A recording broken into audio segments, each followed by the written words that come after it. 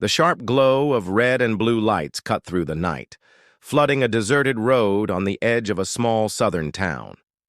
Officer Brian Keller leaned his broad frame against the side of a dusty old pickup, his jaw set in rigid authority. Inside sat a black man, his calm gaze steady, his silence almost unsettling. Keller bristled at the look, convinced it was a challenge. "License and registration," he snapped, his voice cutting through the stillness. The man moved slowly, deliberately, as if refusing to be rushed.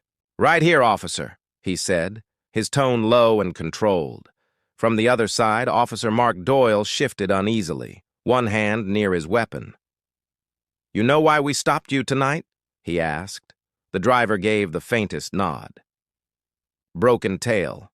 "Light," he answered calmly, not even glancing at Doyle. "I've got the part waiting at home." Keller snatched the papers from his hand, scanning the name. Nathaniel Brooks. His clean record only deepened the officer's suspicion. "That jacket," Doyle observed, eyeing the faded military insignia. "You served?"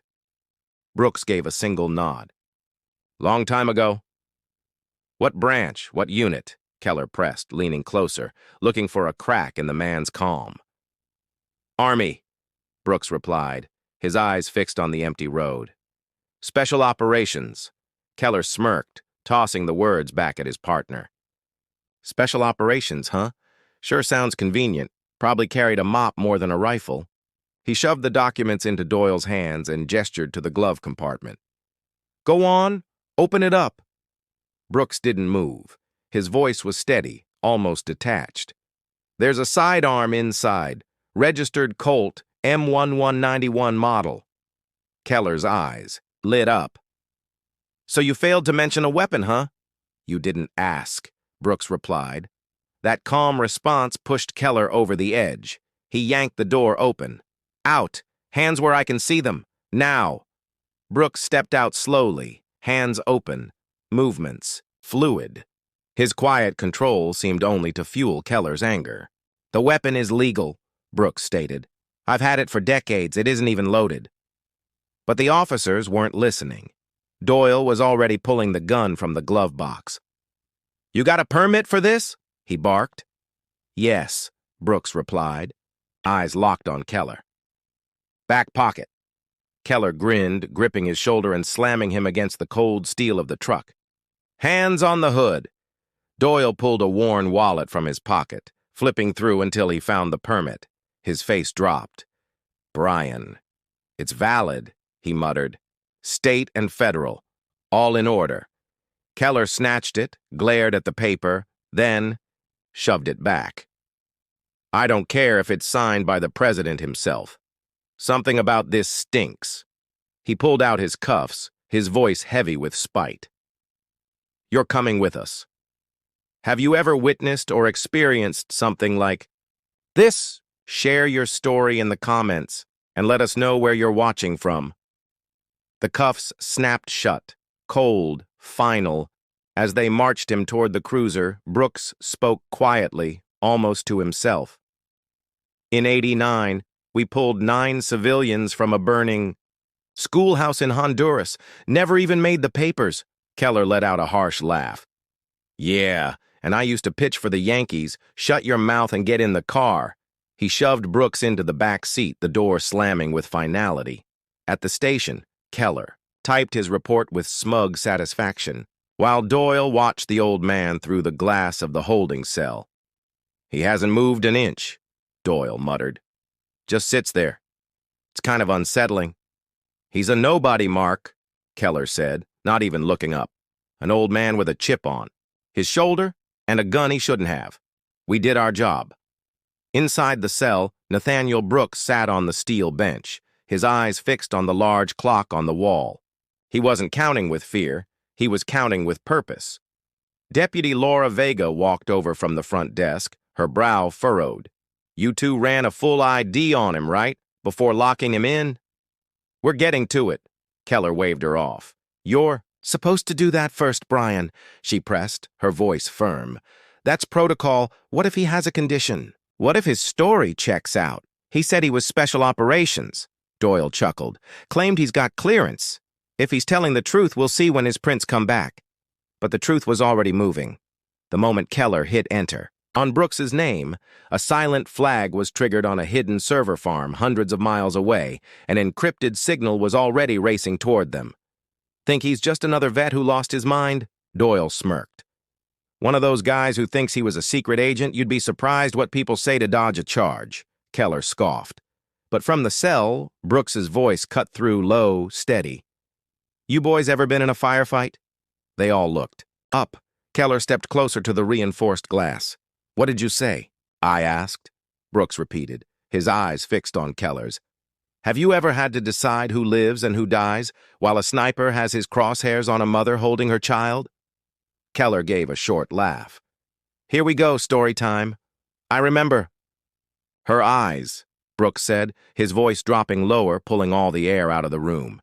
She didn't speak a word of English, but I knew exactly what she was begging for. And I took the shot, not proud of it, but I did my duty. The silence was heavy. Even Doyle stopped smirking. Believe me or don't, Brooks added, but if you think I'm just an old man with a story, you're not paying attention. Keller stared, then turned back to his computer. He's playing us. Don't buy it. But before he could finish, a new icon flashed on his screen. Not the usual blue or yellow flag for a local warrant, but a single pulsing red icon glowing next to the name Brooks, Nathaniel. Before Keller could speak, the phone on the back wall rang. Line 5, the outside line. The one that never rang. Vega's eyes widened. Keller hesitated, then picked it up. County Sheriff's Office. The voice on the other end was sharp as steel. You have Nathaniel Brooks in custody. It wasn't a question. Yeah, who is this? Keller asked. This is Agent Rourke. We are 6 minutes out. Do not move him. Do not question him. And under no circumstances are you to speak to him again. Is that understood? Keller's throat went dry. Wait, what is this about? The line went dead. Brian? Vega asked, rising slowly. Who was that? Before he could answer, powerful headlights swept through the station windows. Flooding the room with blinding white, 3 black, unmarked SUVs slid to a silent stop outside. The SUV doors opened in perfect sync. Men in dark suits stepping out, their movements sharp, disciplined, unnerving. The station door swung wide, and Agent Rourke entered, tall, sharp. A presence that stripped the room of authority in a single breath. Keller and Doyle were no longer cops in their own house. They were intruders in his. Rourke's eyes scanned the room, settling on the holding cell. He walked past Keller without even a glance. We'll take it from here, he said. One of his agents, a man named Grant, plugged a secure laptop into the workstation, while Rourke spoke without turning. I want every piece of footage, every scrap of paperwork, and a record of every word spoken to him since the moment you put him in cuffs now. Hey, hang on, Keller stammered, his false bravado collapsing. You can't just walk in here. Rourke stopped, turned his head slightly, his voice quiet, but it landed like a physical strike. Officer, you are detaining a protected federal asset. That man is not to be questioned, not to be processed without direct clearance from the Pentagon. If you've got a problem, I invite you to call them. Keller froze, the blood draining from his face. Inside the cell, Nathaniel Brooks lifted his head, a faint smile curving his lips. Not triumph, just weary resignation. Rourke walked to the cell, tapped a code into the electronic lock. The door swung open. Sergeant. Brooks! Brooks stood, his joints cracking softly. Took you long enough, Rourke. Traffic was a mess, the agent replied. Then he glanced at the 2 stunned local cops. They treat you with respect? I've had worse, Brooks said, his eyes lingering on Keller. At least they only asked me what unit I served in once. Look, we didn't know who he was, Doyle blurted out, his voice shaking. The weapon wasn't declared. We had to... You didn't know because you didn't listen. Agent Grant cut in, his tone cold, his eyes fixed on the laptop screen. And for that, you've both been flagged for mishandling a Class A sensitive individual. Congratulations. The word, "congratulations," hung in the air like a death sentence. Rourke turned toward Deputy Vega, who stood stiffly at her desk. "Deputy?" His voice softened. "Were you part of the arrest?" "No, sir," she said quickly. "I was on front desk duty." "You're clear," he nodded. Then his gaze hardened again as it locked back on Keller and Doyle. "The two of you don't move. Every word, every action since you pulled Sergeant Brooks over is now part of a federal investigation. If your body cam shows mistreatment, you'll be hearing from our legal division." From his workstation, Agent Grant's voice cut in, flat, monotone, reading off the screen, "Brooks, Nathaniel Master Sergeant, retired, attached to Task Force 7 throughout the 80s and 90s, operating in locations that don't officially exist, recipient of the Medal of Valor and a Pentagon citation for civilian preservation." Keller blinked, his mind struggling to catch up. "But if he's a hero, why is he flagged in your system?" Rourke walked slowly toward him, his words heavy, measured. "Because Sergeant Brooks isn't just a veteran. He is under a standing protection program for operatives whose past missions carry severe international consequences." He gestured toward the evidence bag, the pistol inside. "That Colt M1191 you seized, it's not just a weapon, it's the key piece of evidence in an operation that stopped an embassy from being overrun in 1989. There are people who would pay millions to get their hands on." "Him or that gun?" Doyle's face went pale. The words hit like a spark. "Wait, you mean someone might be tracking him?" Doyle asked. "Not might," Grant replied without even glancing up. "Is..." Keller stumbled back a step, as if the ground itself had turned live with electricity. "We had no idea," he muttered. "No," Rourke answered, his voice low, dangerous. "You didn't. You just saw an old black man in a beat-up truck and made an assumption. And that's the problem." In the background, one of the agents finished downloading the dash, cam and body cam files. Every insult, every shove, every smirk now locked forever in a secure federal archive. Brooks watched them, not with anger, but with a deep, weary weight, like a man who had carried secrets far too long. "Do you want to press charges for the arrest, Sergeant?" Rourke asked. Brooks shook his head. "Not worth the paperwork, but I'd like my sidearm back." Grant walked over, handing him the pistol sealed in a case. "You're cleared, Sergeant." Brooks took it, then turned toward Keller, his voice quiet. "You ever get a gut feeling about someone and then ignore it because the uglier thought was easier?" Keller's throat locked. He couldn't answer. "Maybe next time," Brooks added softly. "You'll ask before you assume." As they prepared to leave, Deputy Vega stepped forward, holding something in her palm. "Sir, I think these are yours. They fell under the desk." Dog tags, worn metal, cool against his skin. Brooks took them without a word. But the vindication was brief. The real danger was still outside. "But why was he flagged so fast tonight?" Vega asked. Grant lifted a thin folder. 4 weeks ago, Sergeant Brooks's name appeared on a leaked list from an old defense archive. Someone is actively hunting down the names on that list. 3 are already missing. Brooks gave a bitter laugh. "So, you see why I don't appreciate being handled like a common criminal. I'm sorry," Doyle stammered. "I didn't know." Brooks fixed his eyes on him, steady. "No, you didn't, but you should have treated me like a man, not like a problem you needed to solve." Rourke stepped forward. "We've been trying to pull men like Sergeant Brooks off the grid before the wrong people find them. Tonight, you put a spotlight on him. You increased the risk."